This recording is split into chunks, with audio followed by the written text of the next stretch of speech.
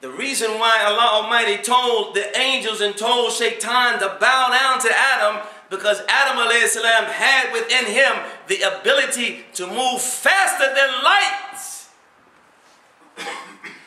to move faster than jinn, to move faster than angels. If any of you have ever seen the jinn through the corner of your eye, they go by the wall like a shadow real quickly. If you're awake and aware, you can see them. But those who have overcome their egos, they make jinn movement. You cannot see them when they move. They move like the twinkling of an eye. And that's how that one Asif was able to bring Bilqis' throne within a twinkling of an eye, because his spirit was able to bring it so quickly. No one saw it. Bilqis had no idea that she was looking at her throne. It moved past her. Don't underestimate the power that Allah Almighty has put in us. Thinking that our egos are the end-all be-all. It makes us look like donkeys. Moving about, we're so slow. And this is why the kingdom of heaven cannot be established. There's too many donkeys. We've become donkey-like. When the Prophet, peace be upon him, moved from Mecca to Jerusalem, then from Jerusalem throughout the 7 heavens and into divine presence, when he returned, the place in which he left was still warm. Takbir! Allahu Akbar! Takbir! Allahu Akbar! Takbir! Allahu Akbar! We can't imagine such speed. Because we're thinking from here, our minds. And even though our minds can think ourselves to be somewhere and we are there, spirit is faster than that. And here we are, begging creation for our sustenance, begging our employers for money, more money, begging our government, begging our aldermen, our mayors, our president for a stimulus package to help us to live a better quality life. No one is asking Allah Almighty. We don't have a clue. And we continue to suffer, to be enslaved. Our souls, our being that makes our body to move and to say and to do, enslaves that part of us that can do anything in a twinkling of an eye, can move to east to west, north to south in a twinkling of an eye. We are the enemies of ourselves, because once you gain that power over your ego, you knock out Shaitan, you knock out your desires, you knock out this world. With one shot, you knock out 3 enemies. 3 enemies.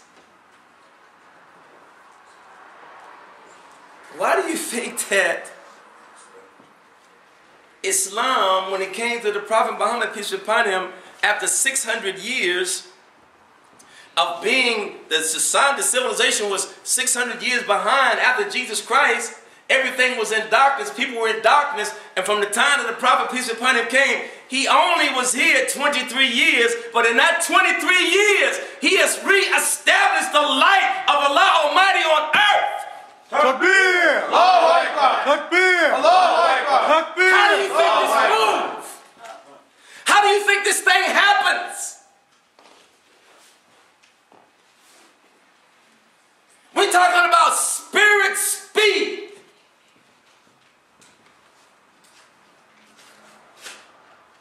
There are people that can be in 124,000 places at one time and aware of every place that they are. You might say that's impossible. Yeah, it's impossible when a mentality moves like a donkey. We only think like donkeys, yes. But when you're in tune with that self, when that spirit is able to overcome that ego, it rides that ego. The ego is powerful, and that's why Shaitan competes for the ego. The soul competes for the ego. Shaitan competes for the ego. And if Shaitan is winning, you find the most decadent, unhappy, angry person you want to see. The spirit that's connected to Allah Almighty does not have the ability to be angry for destruction.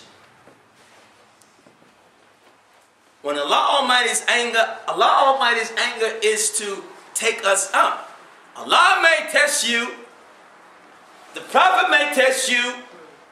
Those whom Allah Almighty put in authority of us may test us. And Shaitan may test us. But when Allah Almighty allows Shaitan to test us, it is to take us out. But when Allah Almighty allows Himself, the Prophet, those Allah put in authority, that is graduation to take us up. He wants to show the angels.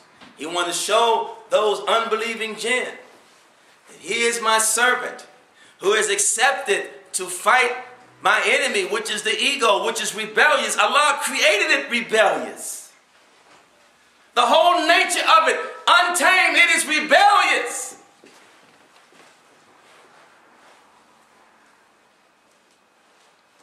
That's why those people who are able to overcome their egos, they carry us. They can carry. They're like garbage people. They can carry us. They move. They carry and they move. Without egos, we can't carry no one. That's why we have the largest suicide rate. We have the largest divorce rate in the country, in the world. Human beings. That's why it's so much killing. That's why it's so much arguing, so much quarreling. That's why it's so much murder. That's why it's so much decadence, so much unhappiness. Because people cannot carry anyone. We can't help anyone. We are enslaved. Our power is enslaved. And that's why people now are dying like flies. They're dying like flies because that part of us that want to escape from a decade, it's like being in prison. If you were in prison, you felt you really didn't deserve there, you would be looking for every opportunity to escape. That soul is innocent. No one can explain that power. No one can explain the power. That's related to Allah Almighty. No one can explain the mystery of that power. We take it for granted. We don't even know about it. We don't even apply it. We don't even use it. That's why Allah gives us during the month of Rajab. Sit in seclusion sometime. Remember your Lord. Allah says, be with those who have a contented heart, who remember their Lord, who are seeking the face of Allah Almighty. No one can seek the face of Allah Almighty but the sons and daughters of Adam and Eve. We are the inheritors of that power. And what is wrong with us? We allow ourselves to be set down and set out because we don't have